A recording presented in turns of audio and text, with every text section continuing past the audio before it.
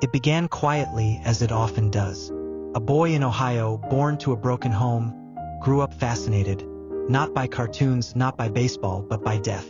Jeffrey Lionel Dahmer was born on May 21, 1960, in Milwaukee, Wisconsin. From the outside, his childhood looked average.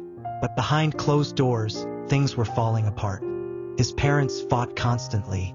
His mother struggled with mental health. And his father, a chemist, introduced Jeff to something that would awaken a dark curiosity: how to preserve animal bones. What began with roadkill turned into secret dissections in the woods behind his house. Dahmer wasn't interested in science. He was obsessed with control. By the time he was a teenager, Jeffrey was deeply isolated, struggling with his sexuality and detaching from reality. At 18, the darkness took its first life. It was 1978 when Stephen Hicks, a hitchhiker, was lured into the Dahmer family home. They drank, talked, and when Hicks tried to leave, Jeffrey panicked. He struck him with a dumbbell, then strangled him. After the murder, he dismembered the body and dissolved the remains in acid. For 9 years, Jeffrey remained quiet. He joined the army in 1979 but was discharged due to alcohol abuse. He drifted through cities, Cincinnati, Miami, battling inner demons, getting arrested for indecent exposure and sexual assault. But it wasn't until he returned to Milwaukee in 1987 that the true horror began. Dahmer moved into the now infamous Oxford Apartments. And behind his door at apartment 213, he created a chamber of death. In November 1987, he met Stephen Twomey at a bar. They got a hotel room. Dahmer later claimed he had no memory of killing Twomey, but the man was dead, and Jeffrey had to dispose of the body. He purchased a suitcase, stuffed it with the remains, and took it back to his grandmother's house, where he dismembered him piece by piece. Over the next few years, Jeffrey Dahmer murdered again and again. Each time, he refined his methods. He learned how to drug victims with sleeping pills. He studied human anatomy. He bought a large blue barrel to dissolve flesh in acid. He even kept skulls as trophies, arranged like decorations. The total number of victims would climb to 17. Most were young gay men and boys, many from marginalized communities. Dahmer targeted them at clubs, bus stops, and malls. He offered money, drinks, or photos, then lured them back to his apartment. Once inside, they rarely left alive. His crimes became more depraved. He performed crude lobotomies, drilling into skulls and injecting acid in an attempt to create zombies, obedient companions who would never leave him. It never worked. He took photographs of corpses in various stages of dismemberment.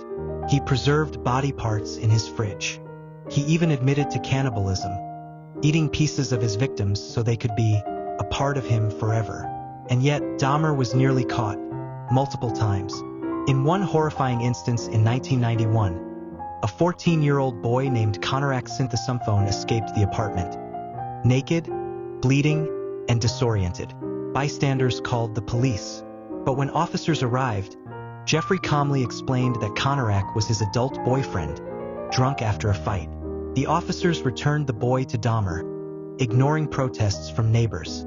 Within minutes, Jeffrey killed him and carried on. It wasn't until July 22, 1991, that the nightmare finally ended. Tracy Edwards, a 32-year-old man, managed to escape after being handcuffed and threatened. He ran into the street and flagged down police. When they entered apartment 213, what they found was beyond comprehension. Photographs of dismembered bodies, severed heads in the refrigerator, human hearts, acid barrels filled with remains, a full human torso in the freezer. Milwaukee police had stumbled into a house of horrors. Jeffrey Dahmer was arrested that night. Calm and eerily polite, he confessed to everything. Over the next few months, the public learned the unimaginable. The court tried to understand how such evil could exist and why it had been ignored for so long. He was convicted of 15 counts of murder and sentenced to 957 years in prison. But Dahmer would never serve them all. After the horrors of apartment 213 were uncovered, Jeffrey Dahmer became one of the most infamous criminals in American history. He was calm, cold, cooperative. He didn't run. He didn't deny. In fact, he confessed with unsettling ease. In February 1992, Dahmer was tried in Milwaukee for 15 of the 17 murders he had committed. His defense attorneys argued that he was mentally ill, suffering from a personality disorder so extreme that it rendered him insane. But the jury disagreed. After a 2-week trial, they found him legally sane and fully responsible for his actions. He was sentenced to 15 life terms, a total of 957 years in prison. For most, this would be the end of the road. But for Jeffrey Dahmer, the end was still to come. Dahmer was placed in the Columbia Correctional Institution in Portage, Wisconsin. Initially, he was kept in solitary confinement for his own protection. The prison feared that other inmates would try to attack him, or worse. He was, after all, a child killer, a cannibal, and a symbol of unthinkable evil. But after 1 year in isolation, Dahmer requested to join the general population. Surprisingly, the request was granted. To many, Jeffrey appeared changed. He claimed to have found God in prison. He was baptized in May 1994 by a local minister. He began reading the Bible and expressed remorse for his crimes. In interviews, he said, "I should have stayed with God. I created a horror show." But not everyone believed in his redemption. Some thought it was an act. Some believed he wanted to die. He made jokes to guards about cannibalism. He shaped food into body parts and added ketchup for blood. One inmate later said Dahmer mocked his victims even inside prison. Whether genuine or performative, Jeffrey's behavior drew the attention of other inmates, many of whom had lost loved ones to violence and didn't find forgiveness so easily. It was a Monday morning. Just before 8 a.m., Jeffrey Dahmer was assigned a janitorial task along with 2 other inmates, Jesse Anderson and Christopher Scarver. They were left unsupervised in a bathroom for just 20 minutes. 20 minutes was all it took. When guards returned, they found the scene soaked in blood. Jesse Anderson lay dying from head wounds, but Jeffrey Dahmer was already gone. His skull had been crushed with a metal bar. He was declared dead at 9:11 a.m. The killer, Christopher Scarver, later explained his motive. A devout Christian, he said he believed Dahmer had mocked God, and that prison officials knew what might happen if they left them alone. Scarver claimed that Jeffrey showed no remorse and that he felt it was God's will to end Dahmer's life. Jesse Anderson, another convicted murderer, died 2 days later. It was a violent end for a violent man. After his death, psychologists, criminologists, and the media tried to understand Jeffrey Dahmer. What makes a man become a monster? He wasn't a loner in the traditional sense. He had a family. He went to school. People described him as polite, even shy. But underneath, he was broken. Experts diagnosed him with antisocial personality disorder, borderline personality disorder, and schizotypal personality disorder. He showed traits of psychopathy, lack of empathy, manipulation, and callousness.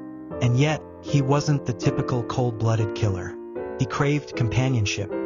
His killings were an attempt to keep his victims close, to prevent abandonment. His acts of cannibalism, as disturbing as they were, came from a twisted desire for eternal connection. But at the core, Jeffrey Dahmer was deeply disturbed. A man whose fantasies of power and control spiraled into blood-soaked reality. The shockwaves of his crimes rippled across the country. Families of the victims were left with scars that never healed. Many felt justice was never truly served. Others were relieved that Dahmer's reign of terror had finally, and permanently, come to an end. In Milwaukee, the Oxford apartments where the crimes occurred were torn down. The site remains an empty lot to this day. His story inspired dozens of books, films, and documentaries. His face became infamous, an icon of evil, a cautionary tale, and a source of morbid fascination. Was evil born or made? Jeffrey Dahmer's life raises painful questions. Was he a product of his upbringing, a victim of mental illness, or something else entirely, something beyond understanding? One thing is certain. The man who walked into bars with a soft smile and lured innocent men to their deaths was more than a killer. He was a symbol of how darkness can grow in silence, hidden behind a normal face.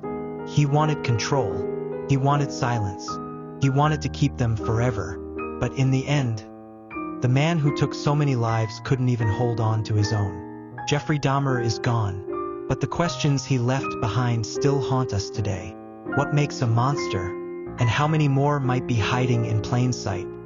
Subscribe for more untold true crime stories before the next one unfolds.